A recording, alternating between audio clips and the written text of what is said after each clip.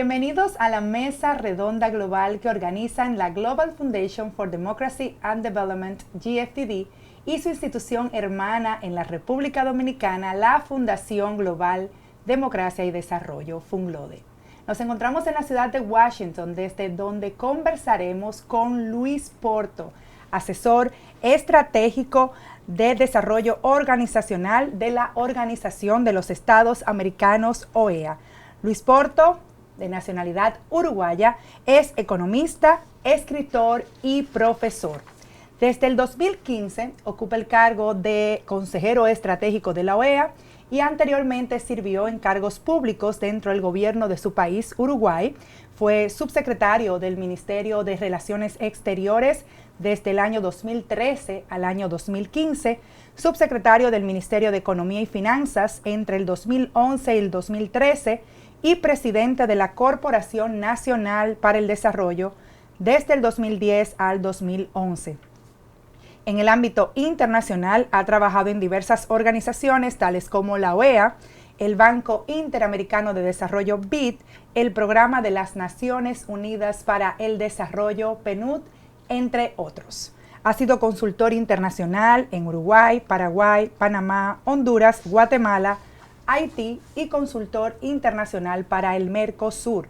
Luis Porto ha sido profesor titular de Economía Industrial de la Facultad de Ciencias Económicas y de Administración de la Universidad de la República de Uruguay desde el año 1994 hasta el año 2015. Ha sido profesor también en otras universidades de Uruguay y de otros países en el grado de maestría. Luis Porto obtuvo el título de economista de la Universidad de la República, Universidad Pública del Uruguay, y un máster en economía de la Universidad Católica de Lovaina, la más grande universidad de habla francesa en Bélgica y una de las más antiguas del mundo. Es autor de numerosos libros y artículos en temas relativos a sistema financiero, competitividad, promoción de inversiones y políticas productivas. Bienvenido, Luis Porto. Buenas tardes, muchas gracias. Es un placer tenerle aquí con nosotros en el día de hoy. Mío, muchas gracias. Hoy vamos a hablar de diferentes temas, sobre todo el tema de democracia y desarrollo en las Américas. Pero viendo su currículo, su trayectoria de vida, vemos que su trayectoria profesional ha pasado por el servicio público, por el sector privado, pero también por la academia. ¿Cuáles han sido los principales aprendizajes en cada uno de esos ámbitos para que usted luego pueda ponerlo en práctica en el trabajo que actualmente ocupa en la Organización de los Estados Americanos? Brevemente pongo uno de cada área. Del sector privado, el enfoque de la gestión por resultados.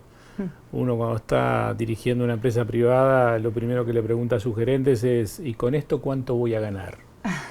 Eso trasladado a cualquier otro organismo es: ¿y esto cómo va a impactar? ¿Quién se va a beneficiar de lo que estamos haciendo y cómo? La gestión por resultados es un enfoque que, si bien está en todos los ámbitos, en mi caso particular lo aprendí mucho desde joven en el sector privado. En el sector público uno se da cuenta que las cosas no son tan sencillas como en el sector privado, que hay que gerenciar diferentes grupos de interés, diferentes grupos de ideas, grupos de identidad, que tienen sus propias ideologías y actúan según sus ideologías, otros en función de sus intereses, y uno tiene que tratar de gestionar esos diferentes intereses e ideas y tratar de alinearlas con los objetivos del gobierno, del sector público. Es decir, hay un proceso de negociación permanente o de diálogo permanente y de prevención del conflicto y de gestión de intereses y de alineación de intereses que uno aprende en el sector público.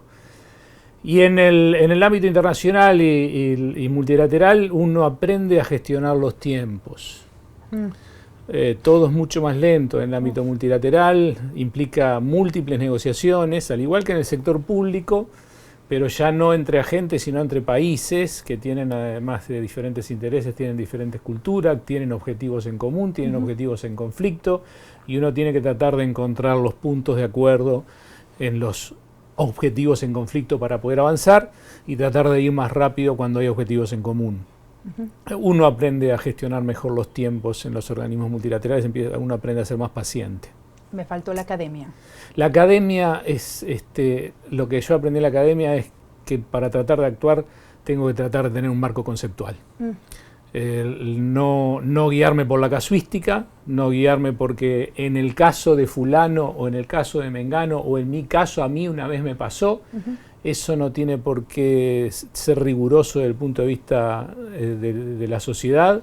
Uno necesita un marco conceptual, un marco teórico para abordar la realidad y luego la evidencia empírica que sustente esos marcos conceptuales para tratar de abordar la realidad. Más derecho para más gente es la frase que define la gestión actual de la Secretaría General de la organización. ¿Qué significado tiene para Luis Porto? Más que un moto, es unos lentes para mirar la realidad y para actuar sobre la realidad sobre la base de equidad. Es decir, más derechos para más gente o más derechos para más personas implícitamente reconoce que hay personas que no acceden a esos derechos. Estamos en el hemisferio más desigual del mundo. Desigualdad en términos económicos, y eso se vincula al acceso a derechos a la gente, derechos económicos básicos, necesidades básicas como la alimentación o como la vivienda, pero también hay diferentes accesos en materia del acceso a los servicios públicos. La gente accede en forma diferente a la educación, los pobres no acceden a la misma educación que los ricos, ni a la justicia. Y también desde el punto de vista de los derechos humanos, si ustedes ven algún gráfico sobre las encuestas que se hacen en América Latina de cómo se percibe la igualdad ante la ley, se van a dar cuenta que para los ricos existe igualdad ante la ley, pero para los pobres no. En todos los países del hemisferio pasa eso. Entonces hay un tema de percepción, pero hay un tema real, como el que señalábamos recién. La educación primaria, por ejemplo, es obligatoria legalmente, por ley, en casi todos los países del hemisferio, pero sin embargo, cuando uno analiza los datos de la deserción escolar, se da cuenta que la deserción está entre los más pobres, entre los más vulnerables. Entonces, no todos acceden igual a la ley no se cumple para todos, es obligatoria para muchos, pero hay para algunos que no es obligatoria. Entonces, más derechos para más personas es una guía para la promoción de la equidad en el hemisferio. Trabajemos en ese sentido. Sí, esa es la lógica de la Secretaría General de la OEA. Muy bien, y en cuanto a la democracia, la OEA ha jugado un rol primordial durante las últimas décadas en la consolidación de la democracia, pero existen desafíos para la democracia y para el desarrollo. ¿Cuál cree usted que es el principal desafío de la democracia en la región y cuál es el principal desafío para lo concerniente al desarrollo? Hay varios. Uno es el que acabamos de mencionar. La desigualdad es un desafío porque la desigualdad genera polarización. Cuando existe esa percepción de que la gente dice a nosotros no nos llegan los derechos y a ellos sí, aparece la posibilidad de que alguien se aproveche de eso en términos oportunistas diciendo acá hay un tema entre la élite y el pueblo. Y es la base del populismo y del comportamiento autoritario, ese tipo de contradicciones o de polarizaciones, digamos. Y después está la insatisfacción que existe en el hemisferio con respecto a la capacidad de los estados democráticos de brindar respuestas a sus necesidades.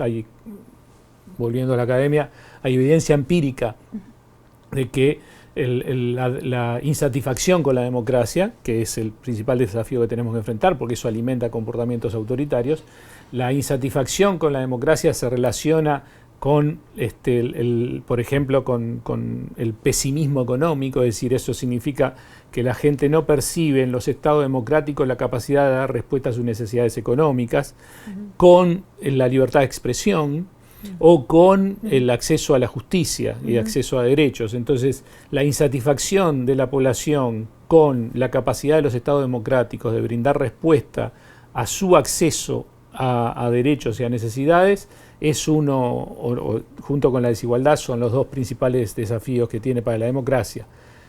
¿Cómo abordarlo? Cuando uno analiza los indicadores de fortalecimiento de la democracia en todos los países del mundo, se da cuenta que hay un gradiente, no todos los países son igualmente democráticos. Hay países que tienen instituciones democráticas más fuertes, o sea, con mayor capacidad de brindar respuestas, y otros más débiles. Los que tienen o se acercan más a lo que se llama normalmente una democracia plena son estados que tienen capacidad de integrar económica, social y políticamente a la población. Existen muchos vínculos, existe un entramado muy denso entre el más vulnerable y la élite que toma decisiones. Hay alguna ONG, hay algún sindicato, hay alguna empresa a la cual pertenece esa persona, a través del cual puede manifestar sus necesidades para que el sistema político responda. Mientras que en los estados en los cuales las instituciones democráticas son más débiles, ese entramado no existe.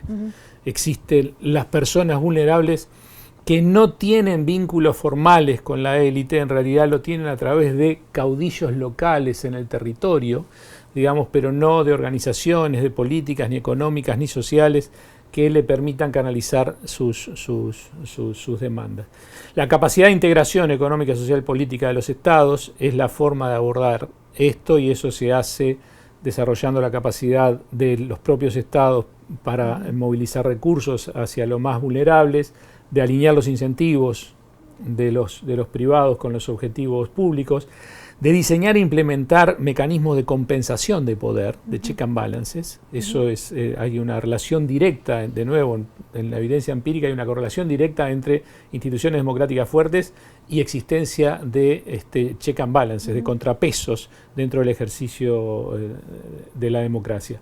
Y lo fundamental es, como hay intereses en común, intereses en conflicto, y hay ideas en común, ideas en conflicto, identidades en común, identidades en conflictos en la sociedad, hay que prevenir el conflicto. La capacidad de prevenir y gerenciar el conflicto es la forma de abordar esos desafíos que tiene la democracia hoy. Y mirando a la OEA, ¿usted piensa que la organización, el engranaje actual que tiene la organización es el adecuado para enfrentar los retos que tenemos en la región? Tenemos una cantidad de mecanismos que podrían ser útiles para enfrentar estos desafíos en la región. Creo que es necesario profundizar en otros mecanismos, en mecanismos de seguimiento y de revisión entre pares, como existe, por ejemplo, un mecanismo de revisión entre pares en materia de derechos humanos en otros sistemas multilaterales. Se podría tratar de trabajar en la OEA en mecanismos similares para la democracia, un mecanismo de revisión entre pares vinculados a la Carta Democrática Interamericana, para que los países tengan la posibilidad de cooperar entre sí y en el fortalecimiento de las instituciones democráticas. Eso es una de las formas hacia adelante en las cuales se podría trabajar. Pero el más importante, que está vinculado a algo que está pasando hoy en algún país en el hemisferio, es que tarde o temprano la Organización de Estados Americanos va a tener que resolver el problema que tiene de que no tiene capacidad de hacer cumplir los instrumentos jurídicos interamericanos.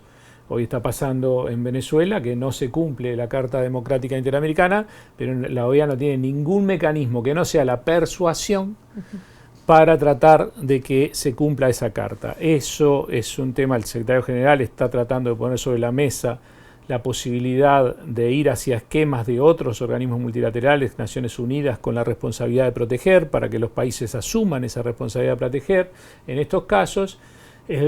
Pero creo que tarde o temprano la OEA va a tener que discutir mecanismos de enforcement, mecanismos de hacer cumplir los instrumentos jurídicos interamericanos que tiene. Háblenos de la Escuela de Gobierno que esta gestión impulsa. ¿Cómo se formó y cuál es el objetivo principal? Uno de los objetivos es el que acaba de señalar. Es una escuela de gobierno que en realidad en inglés es School of Governance. es escuela de gobernanza, porque son las dos cosas al mismo tiempo. El gobierno es el enfoque de gobierno, es el enfoque que trata de resolver los problemas públicos de decisiones colectivas. El enfoque de gobernanza es el enfoque que trata de resolver esos problemas mediante la gestión o el gerenciamiento de los diferentes grupos de interés e identidad en la sociedad, para hacerlo en forma no conflictiva e inclusiva, en forma de gobernanza inclusiva. El objetivo es tratar de desarrollar capacidades en nuestras sociedades, en todos los actores involucrados, empezando por los funcionarios públicos, siguiendo por funcionarios de los medios de comunicación que tienen un importante rol en la difusión de los conceptos, y también en personas vinculadas a la sociedad civil, a ONGs, porque son los que normalmente hacen denuncias y discuten, y está bien que lo hagan, pero también estaría bien que tuviéramos todos un mismo lenguaje, un mismo marco conceptual, que es, en nuestro caso, el marco conceptual que dan los instrumentos jurídicos interamericanos. Ese es el objetivo, consensuar un lenguaje que permita fortalecer las capacidades en materia de gobernanza a diferentes actores de la sociedad. ¿Quiénes pueden aplicar a la escuela de gobierno? Todos los que acabo de decir, funcionarios públicos, funcionarios de medios de comunicación, sociedad civil y también cualquier otro, pero estos tres tienen prioridad. Tienen prioridad. Vimos que su paso por el servicio público coincide con la administración de José Alberto Pepe Mujica. Háblenos de su experiencia con el expresidente uruguayo. Bueno, el Mujica es una persona que ya es inmortal. Digamos, nuestros nietos van a andar por la calle con una camiseta con la figura de Mujica. Y no solamente en Uruguay, ya es inmortal. Y actúa como tal. Hay un Mujica que es muy conocido, que es el conocido a nivel mundial, que es el Mujica filósofo. El Mujica sabio de la tribu. El sociólogo, humanista, antropólogo, filósofo, todo. De todo. Ese es un Mujica del cual uno aprende mucho, uno puede estar horas hablando con él y aprendiendo y discutiendo, intercambiando. Escucha mucho, Mujica es una persona que escucha mucho, digamos, él habla, pero cuando está hablando con otros también le gusta escuchar mucho, y eso también es una enseñanza para todos nosotros cada vez que estamos con él, que el hecho de que nos escuche ya nos deja sorprendidos, porque él es inmortal y nosotros no, somos simples mortales. También Mujica tiene otra característica que es no muy poco conocida en el mundo, pero bastante más conocida en Uruguay, que es esa, como se dice en Uruguay, la de viejo cascarrabia, que se enoja, que dice cosas fuera, que dice cosas fuera de lo común. Eso de ese Mujica también existe. Es difícil aprender de ese Mujica. Al contrario, se aprende mucho de ese Mujica. Porque se desespera con todo lo que ve. Claro. Se desespera. Pero bueno, no siempre tiene las mejores reacciones. Y hay otro también, Mujica tiene otra beta que quizás no es tan conocida, que es una de las cuales más he aprendido, que es el político. Es el político. Él no solamente es un filósofo, él es muy pragmático, con una experiencia de vida revolucionaria que lo ha llevado a ser hoy uno de los mayores humanistas que existe en el mundo, a pesar de su pasado guerrillero y a pesar de haber portado armas, o quizás como consecuencia de haber portado armas y de tener 5 balas en el cuerpo todavía dentro. Se ha transformado en una persona humanista y pragmática, y que busca en su pragmatismo político tratar de evitar el conflicto. Entonces uno, en mi paso por su administración, aprendí a soñar con él. Desde el punto de vista filosófico, planteaba proyectos realmente muy adelantados a su época para el Uruguay. Y cuando se daba cuenta que no los podía llevar adelante, el pragmatismo le ganaba y nos decía: hay que aprender a perder. Y hay que aprender a perder. Qué enseñanza. Hay que aprender a perder. Cuando uno se introduce en la acción pública, tiene que ser consciente que en las democracias va a perder muchas. Así que la esencia de la democracia no es ganar.